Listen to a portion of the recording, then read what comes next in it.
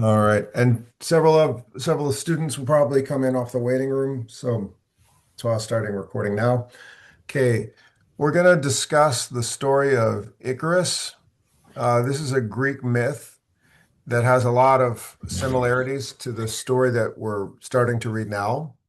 And also it's kind of a fable, and that's a fable is a story that has a life lesson involved. So a lot of cultures have mythology and fables. And we're going to compare this classic Greek myth to a more modern piece of literature written by a Haitian writer. So you'll find the idea is to think about one and find similarities in the other.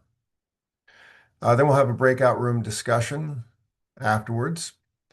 Uh, I put break optional. It's Friday. I know people want to get started with their weekend. So if you want to speed right through the class and skip the break, that is very okay. I'll just put a little poll and you can vote if you need a break in the middle or skip the break. Um, then we're going to read the summary of A Wall of Fire Rising by Edwidge Danticat. Also a discussion, motivation to work hard that will prep for Monday. And the main character, Guy, in the story, he feels hopeless because he's struggling to provide for his family. And he feels like the place where he lives is not giving him the opportunities to, live to his potential. So the concept of his kind of existential, that just means like an an existential hopelessness is one of the themes in this story. And then we'll wrap it up with another breakout room discussion, and we will finish for the day, finish for all classes for the week. By the way, great work, everybody, yesterday. Fantastic.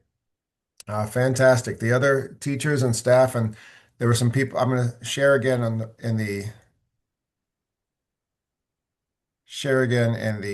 WhatsApp group, the poster we made yesterday with all those wonderful storyboards. Here we go. There we are. So I just shared that again in the WhatsApp group. This poster, everybody, we worked together to make in class. It's up on the wall in classroom. When you go back to classroom 4, Monday morning, it's there. So fantastic. That was really a lot of fun. Very good. And I think a lot of you made friends with each other doing it. So let's get started. The story of Icarus. So I'm going to show a short video explaining it. And this is going to be, this will help better understand the story of the Wall of Fire Rising. So we're comparing a story in one culture to another culture. Here we go. All right. Now I'm going to show this video. You'll learn about the story, and then I'll ask the question, why did Icarus continue to fly higher and closer to the sun? Why did Icarus continue to fly higher and closer to the sun? And as you watch this short summary, this video, you can write down the question. So if you have a pen and paper right now, why did Icarus continue to fly higher and closer to the sun?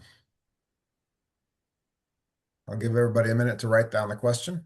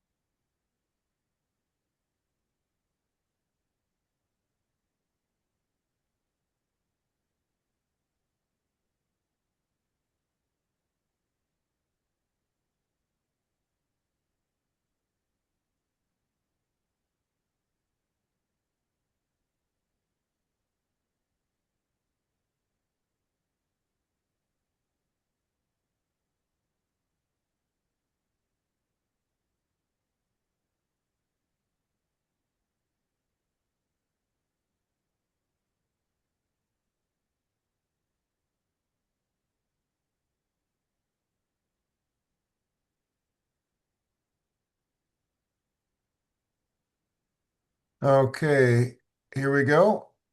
If everybody's got the question written down, I'll start playing and I'll stop the recording briefly because I don't. So that's the myth, the Greek myth, the story of Icarus and Daedalus. So they're trapped on the island.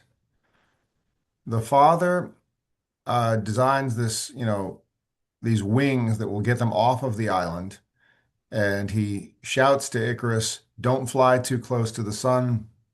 And of course, the young boy doesn't listen to the father, and he's enjoying it so much he flies closer and closer to the sun, and the wax melts, and Icarus falls to the sea. So, in a lot of American English, this this is kind of a cautionary tale that people use in language.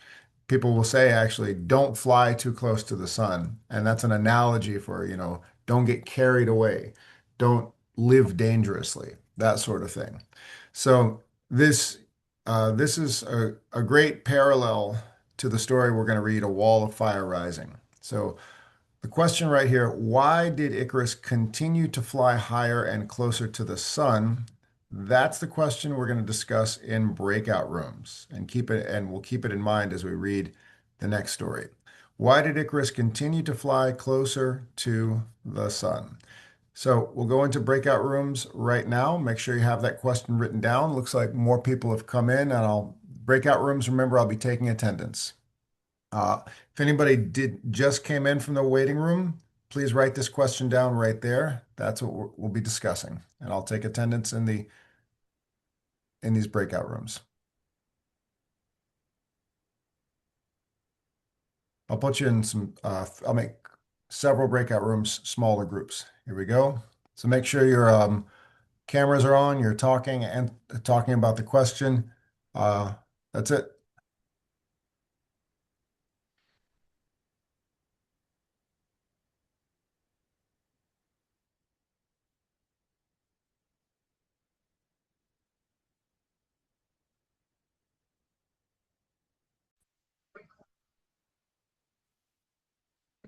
All right, very good, very good. So, good comments in the breakout rooms. Does anybody want to share with the whole group, why did Icarus continue to fly higher and close to the sun? Yeah, I think Icarus continue to fly higher and closer to the sun because he is excited. Yeah, excitement will do that to you. Has that ever happened to you, Amadou? You get excited and Yeah, because get into trouble? It's happened to me.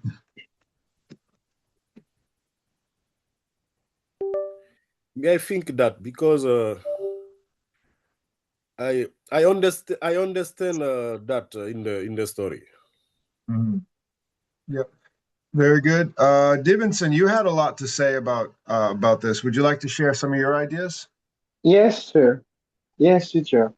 Hmm. Um, um, According to me, I can say uh, the reason Hmm. he Lucarus continued to fly higher Hmm. and closer to the sun Hmm. is uh is um that because he was overcome by pride and Hmm. exhilaration. That's great. I'm going to write some of these down. Amadou said excitement. Uh, he got it. Yes. And let's see. And then And, overcome by and, desire. These are and, great. and also, teacher, I think Icarus ignored the consequence of flying like closer to the sun.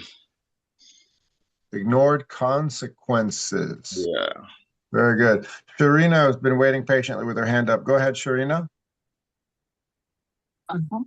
He ignored his father warning and wanted to Yeah, fly closer. ignored his Yes, father's to fly warnings.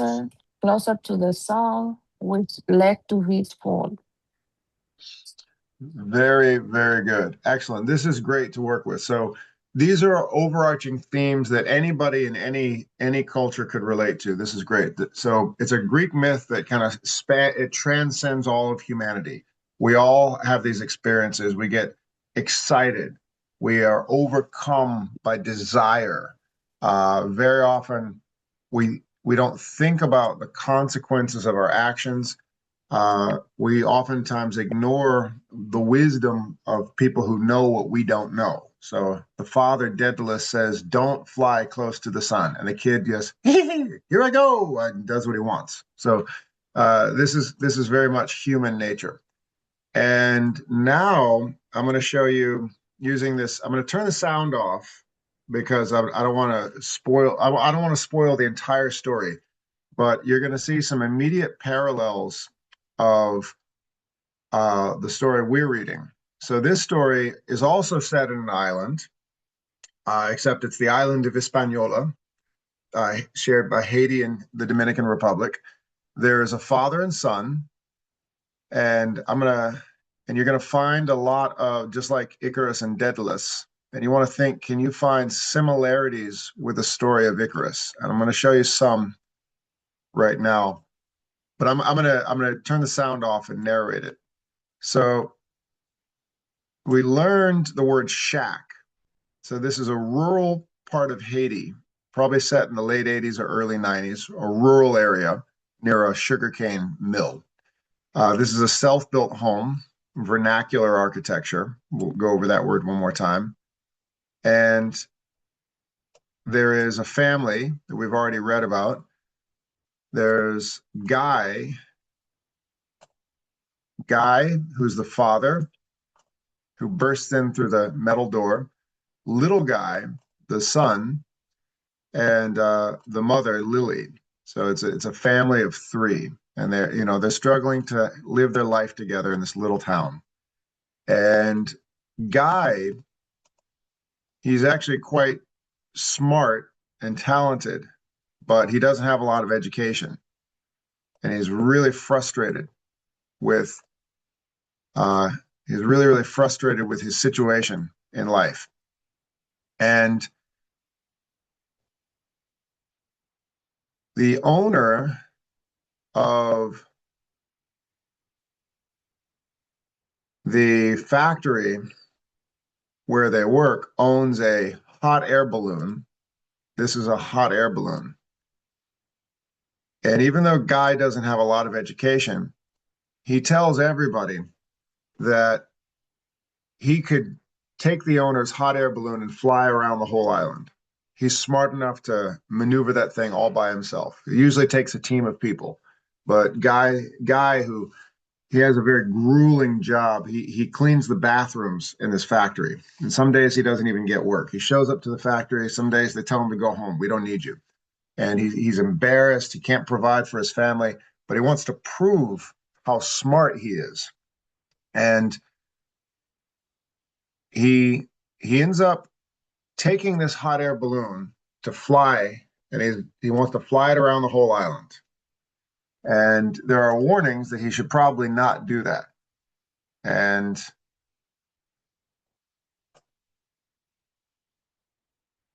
the balloon continues to float around and float around and float around.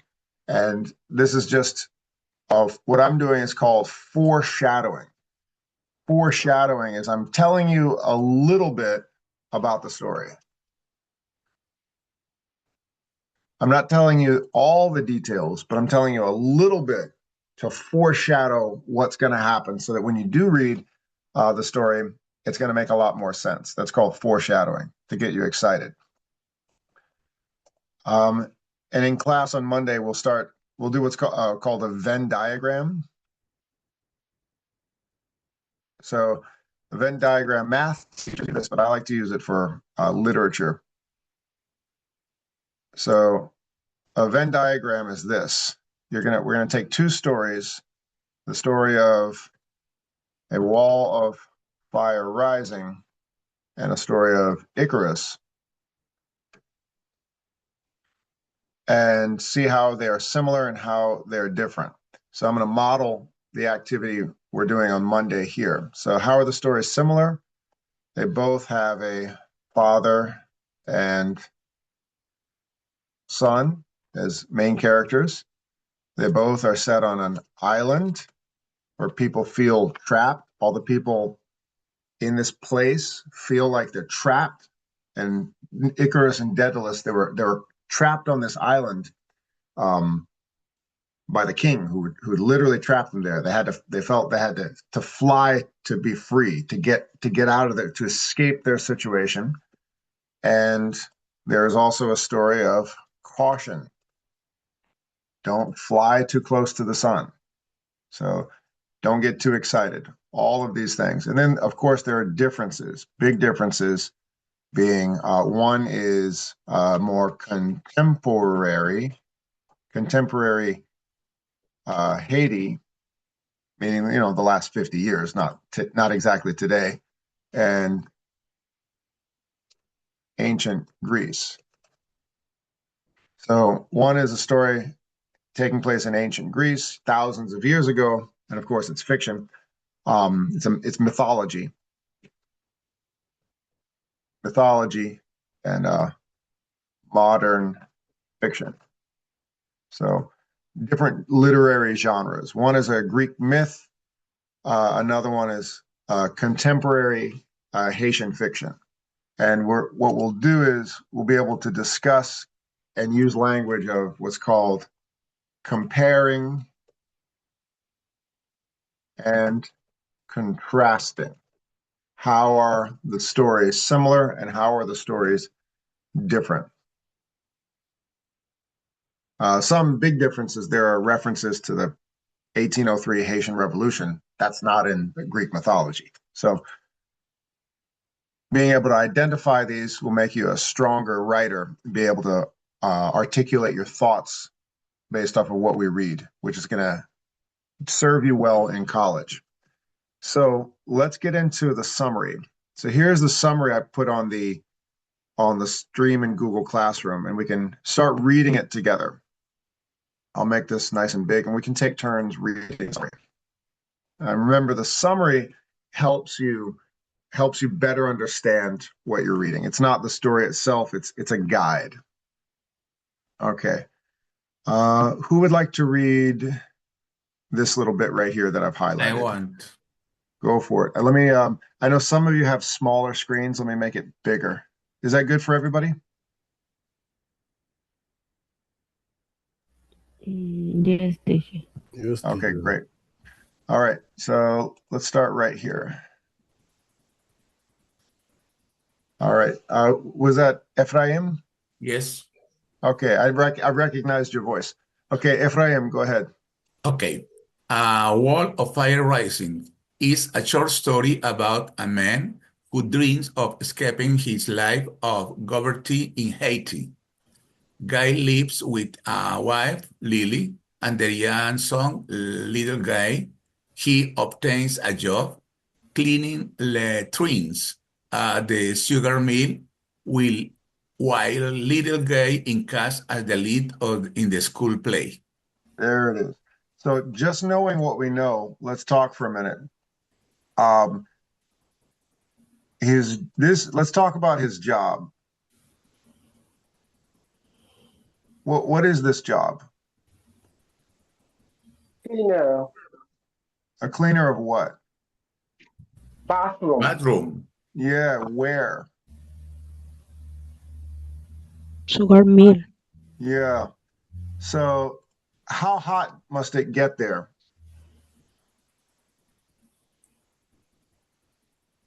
communal, How hot do you think it gets in a sugar mill in Haiti? I don't know. Factory. Yeah, how hot would it be every day at a sugar mill in Haiti. How hot do you think it gets there? 78, teacher, 78, the guy. Yeah, really hot. So everyone here from that part of the world, Haiti and the Dominican Republic, think about how hot it is in July, August, and what it's like to work in it. Has anyone ever been to it? Oh, July, a Yeah, factory of sugar. yeah, it's a sugarcane mill. So there you got one line of people chopping, one line of people. They have to boil it. They have to get those long sugarcane sticks loose before they press them.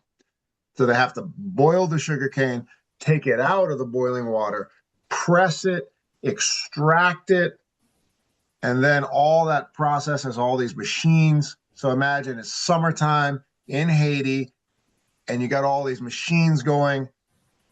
And this guy, imagine what that must smell like. And guy's job is to clean the bathrooms in a sugar mill in the summertime in Haiti. So think about that for a minute. What does that do to a man who wants to provide for his family? Wakes up in the morning, he's going to go to work, he's going to make money for his family. He wants to feel proud of himself. He wants his son to admire him. And what does he do? He cleans those nasty bathrooms in that nasty hot factory every single day.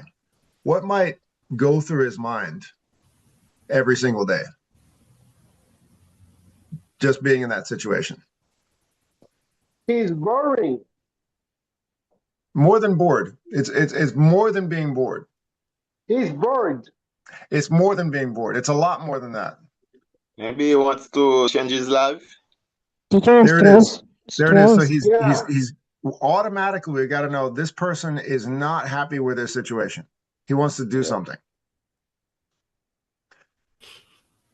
He, Think about a point in your life where you've seen everybody here has chosen a very tough life. You've changed countries you're adults. You've changed countries in the middle of your life. That have to start all over, and you have probably moments where you have dark thoughts into your mind.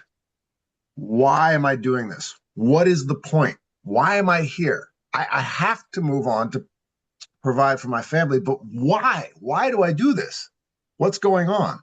So put yourself in that character's position, because every day he gets up, he has to make money, but he has this humiliating, nasty job every single day, and he feels trapped and he doesn't know what to do.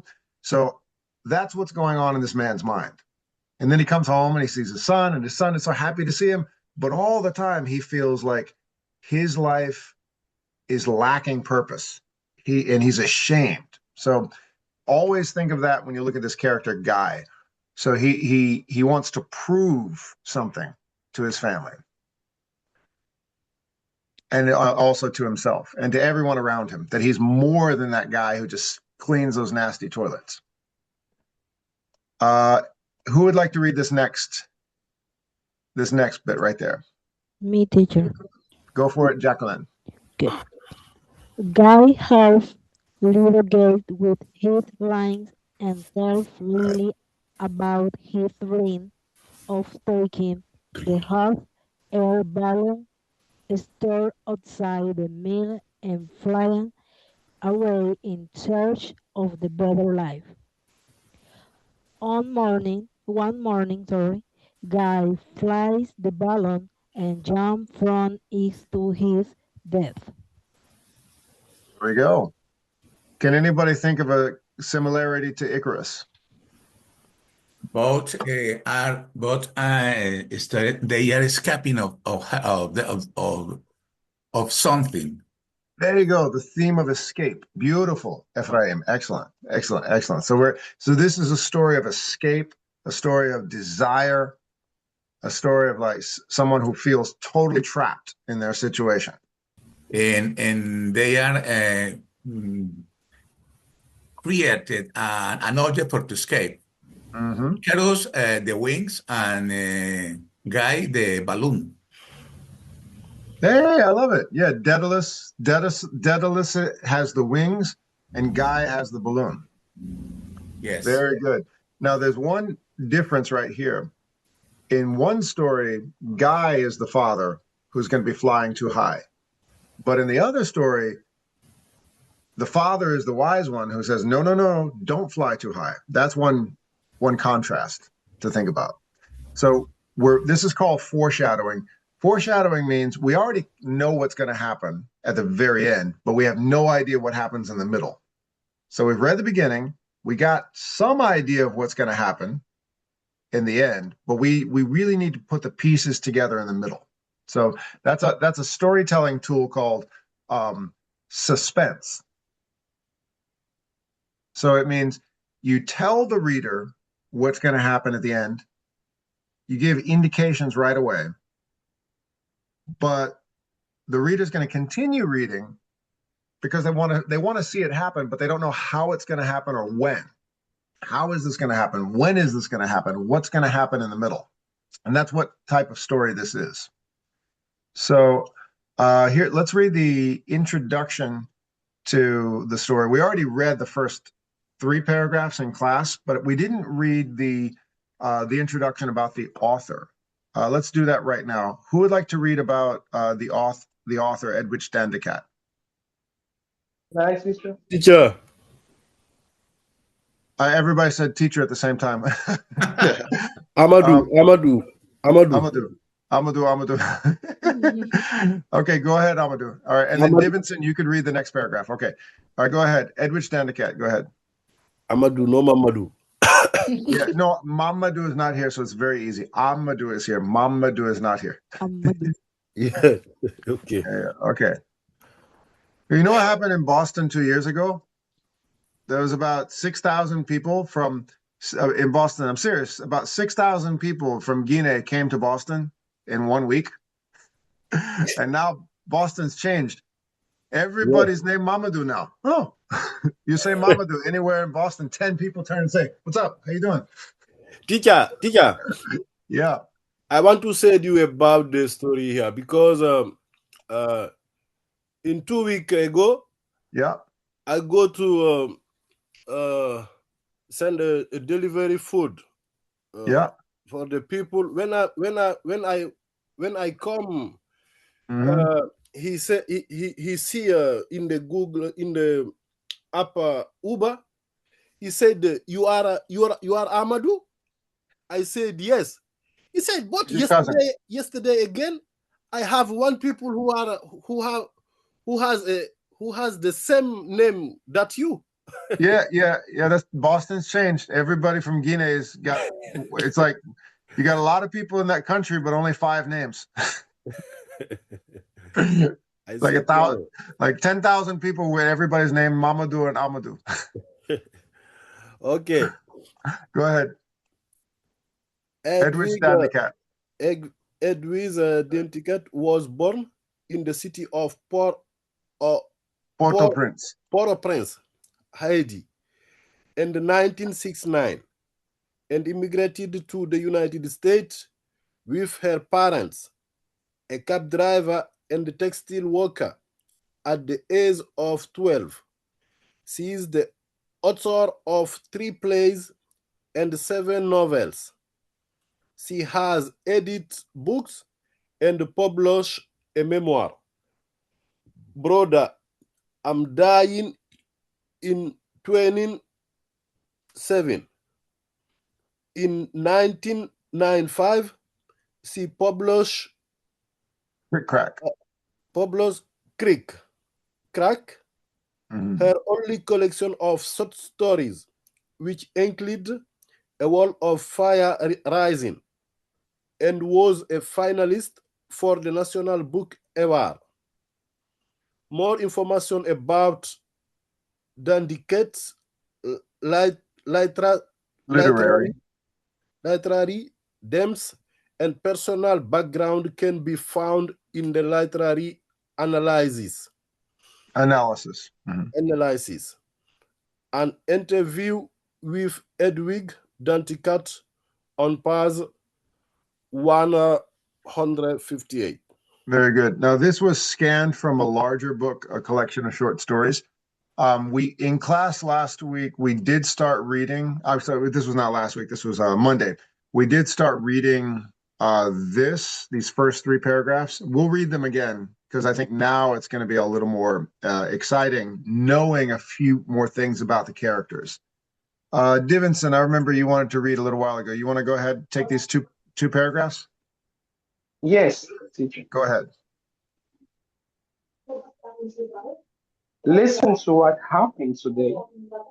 Guy said as he barged through the The the the rattling door. the rattling door of his tiny snakes. Shack. Shack. Oh, shack. Yeah, thank you. His wife, Lily, was Squatting. Mhm. squatting in the middle of their one room home, spreading cornmeal mush on banana leaves for their supper. This, go ahead.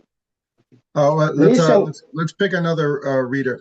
Who would like to Uh, read this long paragraph here? Who wants it?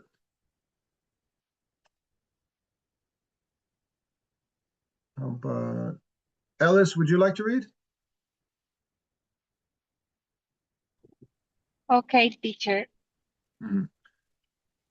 Listen to what happened to me today. Listen to what happened to me today.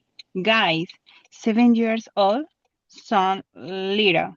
Guy dashed from a corner and grabbed his Grabbed. father's hand.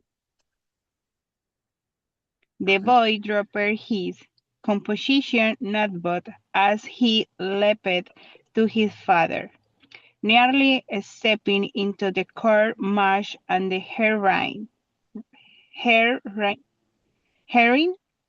Mhm. that his mother had set out in a trio of half gardens on the clay floor. Very good. Now, everybody, I think most people in class, French, Spanish, Portuguese speakers, when you see the ED, don't stop. Just keep going. So, for instance, the word drop. Whoops. This is for everybody. Everybody in the whole class, I think, does this. Uh, there we go. All right. So, for instance, the word dropped. It's just one syllable, not drop bed. So, I think that's everybody in the class. Oftentimes, when you see the ed, you want to pause. Don't pause. Just keep going. Dropped. Okay, teacher. No. Good work. Good work. Who would like to read next?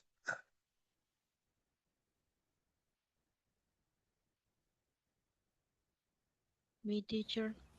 Jacqueline, take it away. So let's give Jacqueline this bit right here. Is that too much? Yes, teacher. You okay? All right, Yes, teacher. Ready. go ahead. Our boy.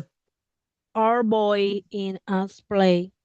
Lily quickly robbed little Guy of the honor of telling his father the news.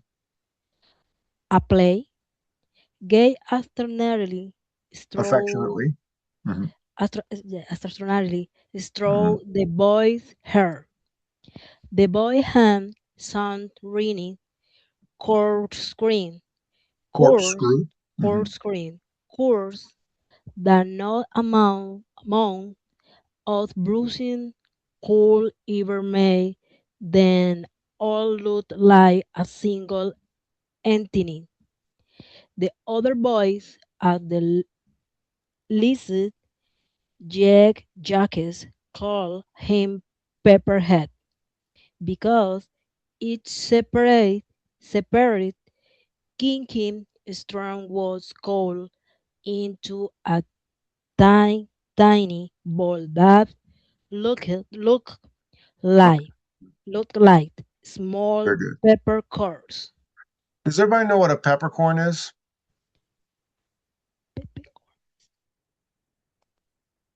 Hang on one second. One moment. Peppercorn. Pepper? Yes, corn, maize. So anybody who works if you work in a restaurant, you might walk by the table. So to put this on the pasta or something, these little things, peppercorns. So the little boy, he's got these little. So that's why the kids make fun of him at school. So that's what the description is. All right. I'll read this last bit at the bottom, and then we'll find a new reader for the next page. When is the Let me play? try. Sure. I'll read this bit here, and then you can take the next part. When is the play? Okay. Guy asked both the boy and wife. Are we gonna have to buy new clothes? Remember, guys always worried about money. Okay. Was that Fijian who wants to read next? Yes. Okay, go ahead. Um, Lily got up. Lily got up from the floor and inclined her face towards her husband in order to receive her nightly peck on the cheek. What will you have in the play? Guy asked, slowly rubbing the tip of his nail across the boy's scalp. His fingers made a soft grating noise with each invisible circle drawn around the perimeters of the boy's head. Guy's finger finally landed inside the boy's ear, forcing the boy to jiggle until he almost gave himself the hiccups. Tell me, what is your part in the play? Oh, Guy stop right asked there. again. Wait, stop right there. Stop right there. Okay. It's okay. Now this is beautiful detail, beautiful writing. Because if rub your own hand across your own head right now, and listen to the sound it makes. Everybody, just do this. Listen to the sound your own hand makes across your own head. It feels kind of comfortable, right? Naturally we enjoy this. So there's a lot of beautiful writing describing touch and affection within this family. So the way the guy rubs the top of his son's head, it's very loving, very gentle, and it makes the boy laugh. He's kind of rubbing the top of his boy's head, tickling his ears, so we can tell, right? What do we know about their relationship just by reading that detail? What do we know about the father and the son already?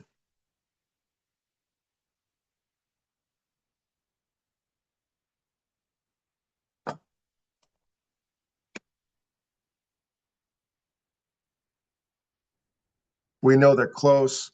And this is called showing, not telling. So an example of showing is Guy gently strokes the boy's head in circles and tickles his ear, and the boy laughs. We know that there's love in the family just from that. If the writer says, little Guy loved his father very much, that would just be telling us. So as readers, we need to be convinced. So in your own writing, you want to use beautiful images to illustrate whatever story you're trying to tell. In the same way, in the storyboards yesterday, you were drawing images to show the characters in the last story we read. You want to do the same thing with writing. Let's get a new reader. Who's the next reader? Anybody?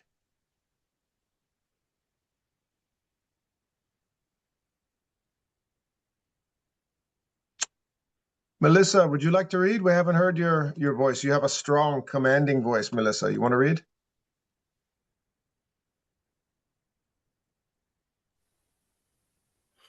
If not me, I can read, teacher. Amadou Agay. Oh, there's Melissa. Take it away, Melissa. Go ahead.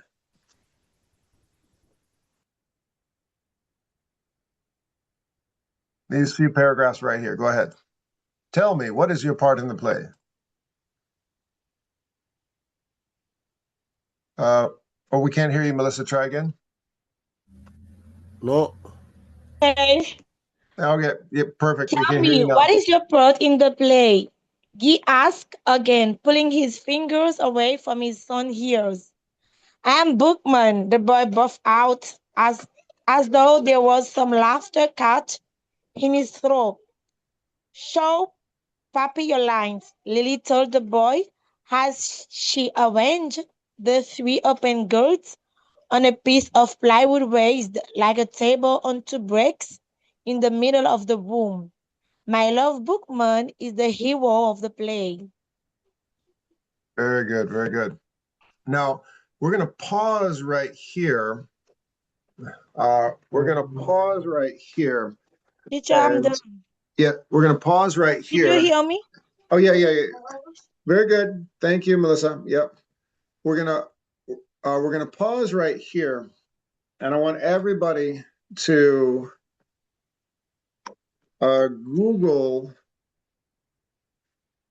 to think about the title of the story. The title of the story is A Wall of Fire Rising.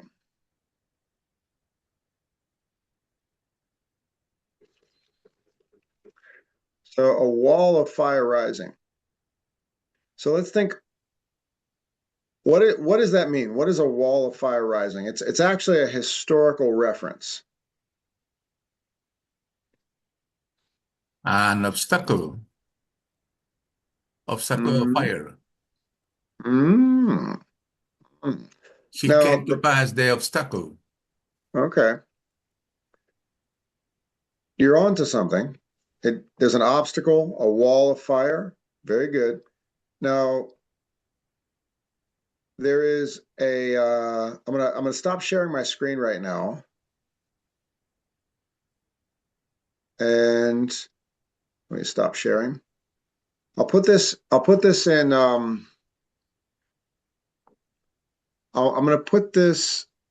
I'm gonna put this in the chat right now. There is a character that the son is playing. It's a reenactment of a historic event.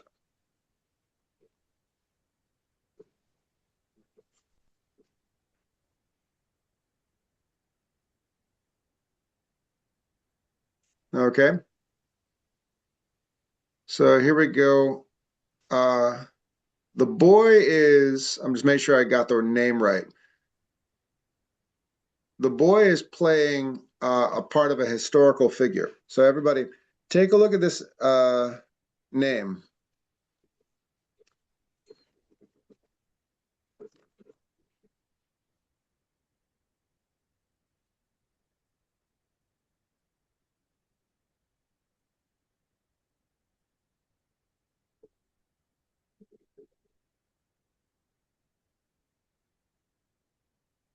All right, there you go.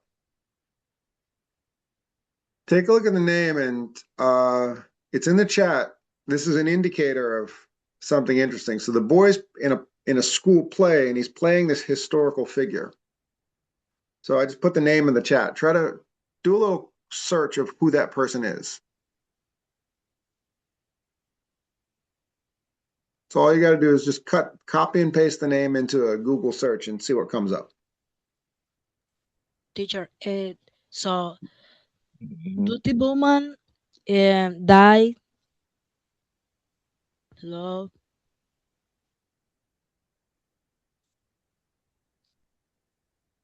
Yep. Yeah, 1 second. Keep going. Yeah, yeah. Okay, thank you. Duty Bowman died 7 November and 1791. Was a leader of the Arab Revolution. Mm-hmm. Born to Muslim family in Senegambia, Mm-hmm. present day Senegal and Gambia. He was initially a slave in Jamaica. Mm-hmm.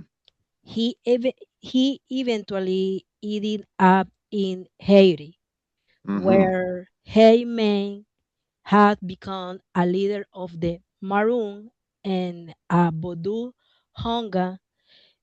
However, this claim only originated in modern source. Aha. Interesting. This gets really, really interesting. He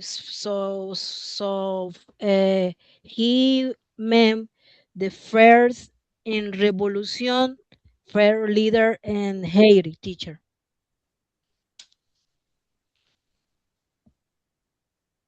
Very good. So the reason I did that is because most people are familiar with the name Toussaint Louverture. You know, he's on the money, I believe. But this is one of the lesser known people who died well before Haiti got its independence, and that's who this boy is. He's playing that character. There's a wall of fire rising. What might be a wall of fire? You might want to think about the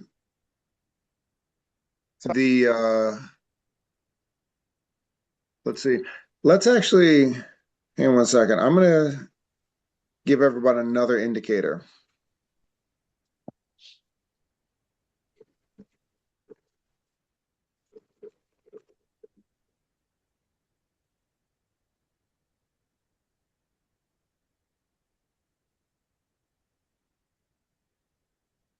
Oh yeah, here we go.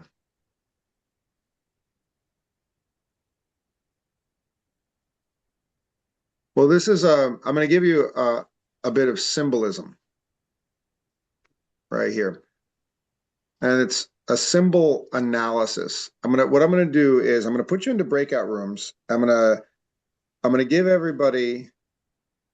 I'm gonna send this to everybody. It's called a symbol. Means when the writer of a story presents something and it's meant to stand for something else. So the symbol of this character, Duddy Bookman, in the Wall of Fire Rising, is foreshadowing something about the story. I just put the link there. What does the symbol mean? I'm going to put you into small breakout rooms, and I'm going to ask everybody to think about it. I'll also put this in a WhatsApp group. Who is Duddy Bookman, and what is this symbol? What is the symbol of Duddy Bookman? Here it is. Okay, how is the The little character? gay? No, the little gay. Yep. Used as a symbol in this story. Okay, I'm putting that in the WhatsApp group so you can figure it out. And that's a question for breakout rooms. And you can just read and discuss with each other in small groups. So Duddy Bookman is this symbol. So he was a real life person who helped organize the independence movement that would become the Haitian Revolution. But in the story, the boy is playing the character. So what's that all about? Yeah. Okay. You can go to your breakout rooms now. There it is.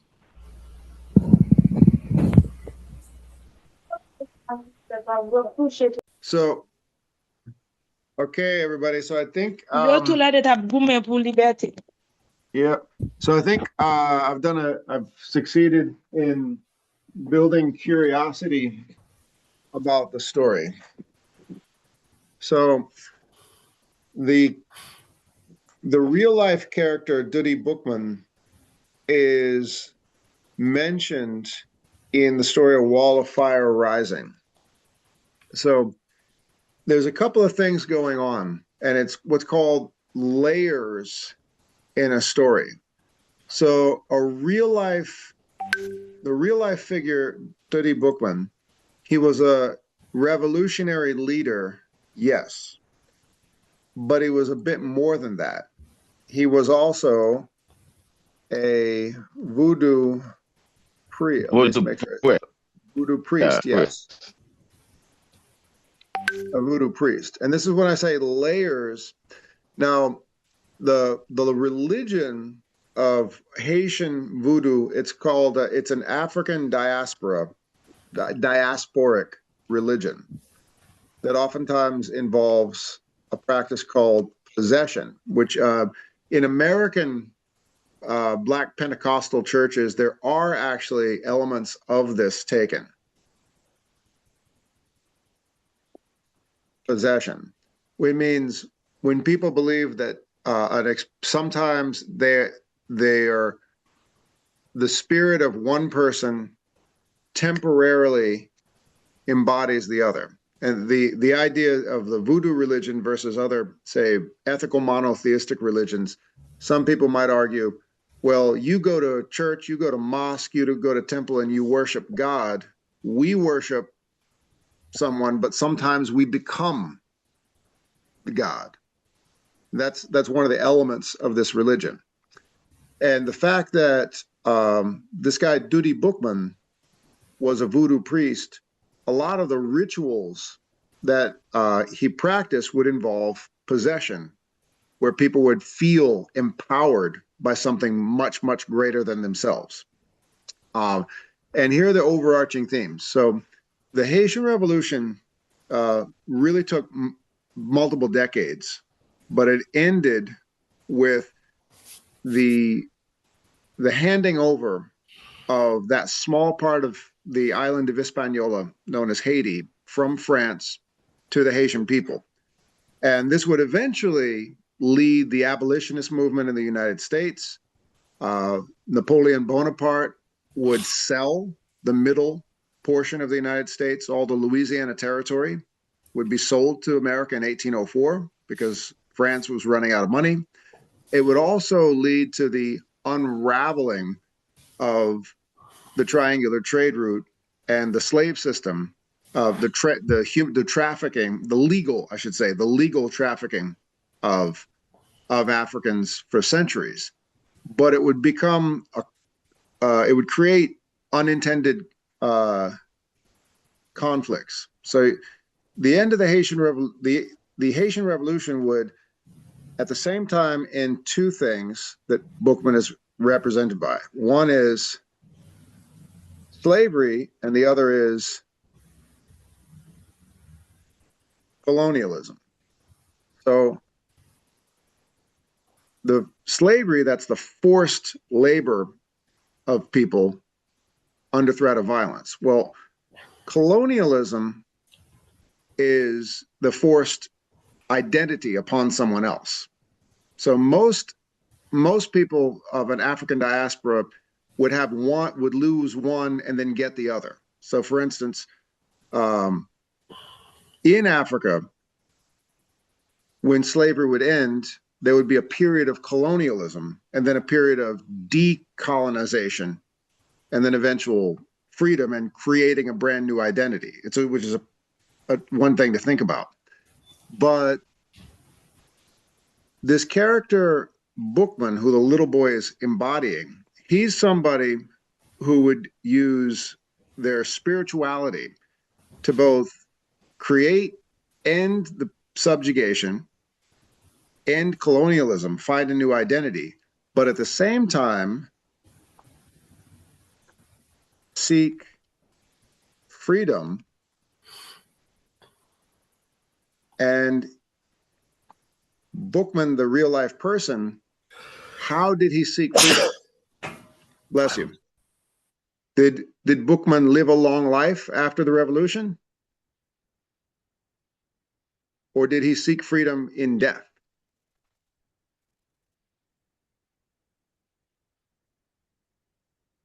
I think he lived a long life after, because the revolution was 1804. Right.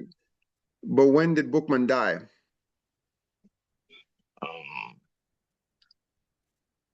I think the revolution is 1803. 1871. Right. Bookman never saw the end of the revolution. So the character Bookman, he would practice, he would lead people, he would inspire people, but he himself would never see the end of the revolution. He never saw the revolution.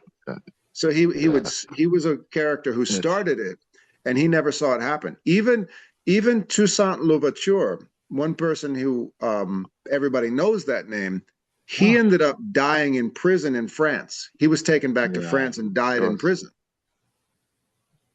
So the concept of this character Bookman, even though he was a real person, he became a mythological figure, this person who sought freedom through death.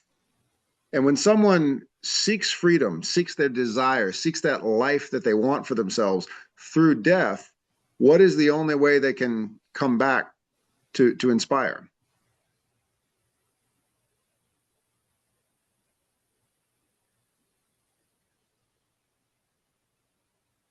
The spirit of someone who's passed on can come back to embody the living temporarily.